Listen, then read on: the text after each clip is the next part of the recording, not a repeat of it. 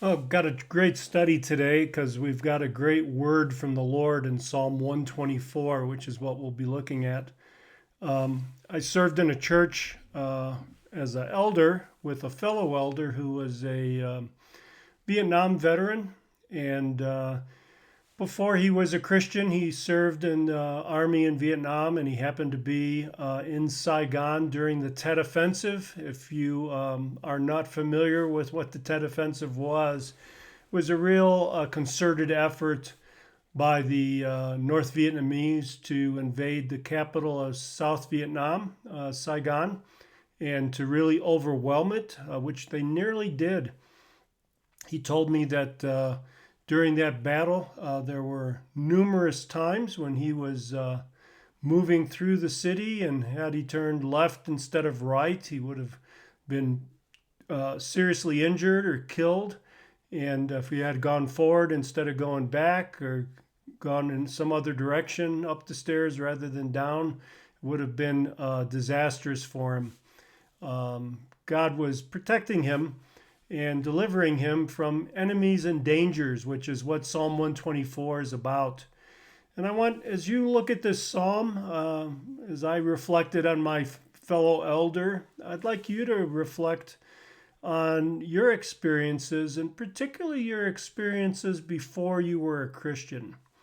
I know for some of you, you've been a Christian all your life or since you've been a small child, and perhaps the Lord has spared you from many things that people like me or others who had I was not a Christian until I was about 30. And as I look back in my Christian life, I can see God's gracious hand protecting me for those first 30 years, not just after I became a Christian, but well before. So I think this demonstrates God's faithfulness in delivering, the people he loves from enemies and dangers. And that's what this psalm is about, praise for rescue from enemies. You can see the title there that the authors have made. Had it not been the Lord who is on our side, let Israel now say, let it had not been for the Lord who was on our side when men rose up against us, then they would have swallowed us alive when their anger was kindled against us. So the psalmist is really celebrating God's protection, his gracious mercy for them when they were under attack. Think of Israel today with Hamas and Hezbollah and Iran and all their terrorist organizations around them, Somalia and Sudan on the attack around them. How great it would be if Israel would just bow their knee to their Messiah and recognize his mercy. But he's being merciful for them, even though they continue to be in a state of unbelief, as he was merciful to us when we were in a state of unbelief. So it says, our soul has escaped as a bird out of the snare of the trapper. The snare is broken and we have escaped. And the Lord has done that so often in my life, and I'm sure in your life, before you were a believer and after you're a believer. So let's look at our here verse today. Verse 8, our help is in the name of the Lord who made heaven and earth. So help is assistance. Help is what we need when we can't do anything ourselves.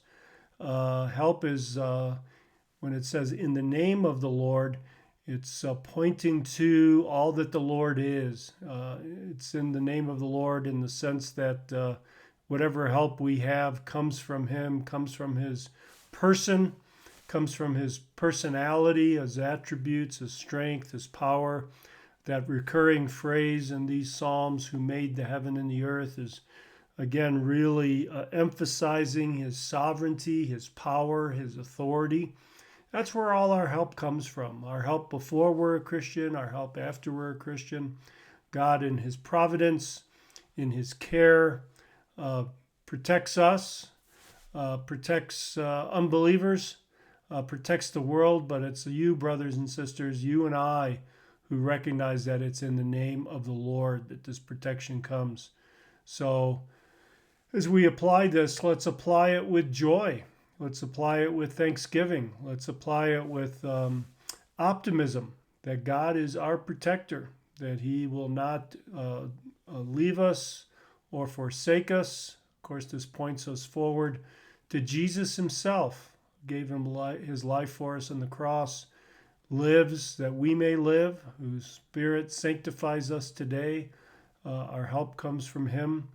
So let's respond to this by praising Him for His kindness, praising Him for the help that He's extended to us. Take some time in prayer and meditation. Take some time, perhaps grab a journal. I have journals, and write down just kind of a brainstorm, a sanctified brainstorm of all the times that the Lord has delivered you from trouble, both before and after you were a believer.